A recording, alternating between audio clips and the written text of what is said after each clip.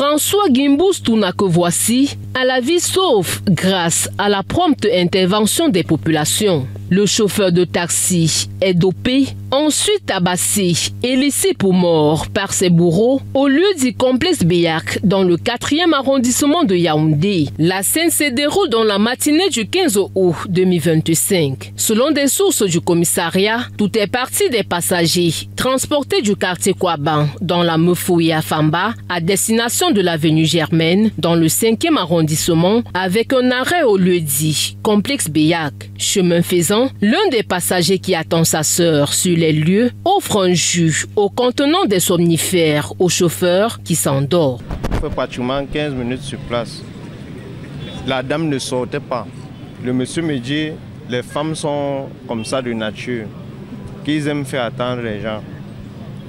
Après on voit un monsieur qui vient avec les jus naturels.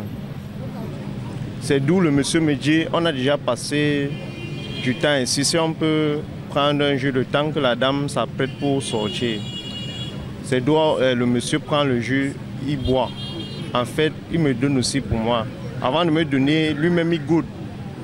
Il me précise qu'il y a le poison dehors. Quand il goûte maintenant, il me donne le jus par la suite. C'est d'où je bois. De sources policières, c'est hors la loi, en pour mode opératoire, droguer les chauffeurs de taxi, récupérer ensuite leur véhicule, qu'ils parquent enfin dans des garderies avant de leur acheminer vers d'autres destinations. Quelques minutes après, quand un autre client vient, puisque je suis en train de faire les navettes, je sors, je ne vois plus la voiture devant le portail. Il dit, mais où est la voiture? Je commence à me lamenter. Quelques minutes, le propriétaire vient, on se met à chercher la voiture, on ne trouve plus la voiture. J'ai dit au propriétaire que non, je ne vois pas ta voiture, mais voici la clé. Quand je remets la clé au propriétaire, le propriétaire me dit, ce n'est pas ma clé. Il dit que non, ça c'est la clé qu'il a. Le propriétaire me dit que non, ce n'est pas la clé. Il dit que mais ça veut dire que la clé qu'il m'a remise n'était pas la clé que je lui ai donnée. Le gang bien structuré opère en équipe. Nous avons des voleurs en ensemble, mais à l'intérieur, nous avons des tauliers, nous avons des électriciens, nous avons des tapissiers. Donc quand votre véhicule est volé, il est donc transformé dans un garage de la place et le lendemain, vous ne le reconnaissez plus.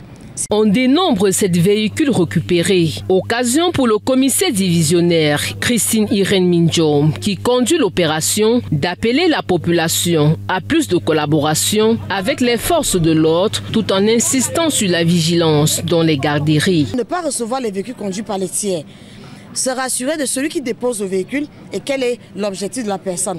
Parce qu'on dépose un véhicule de couleur taxi, le lendemain, on vous met la pression dans les moyens, le lendemain, il sort en couleur personnelle. Ça veut dire que celui-là qui a déposé ce véhicule avait d'autres ambitions. Pourquoi changer un véhicule étant encore en bon état? Donc nous appelons leur attention. Nous appelons aussi l'attention des conducteurs de taxi qui doivent eux-mêmes être prudents.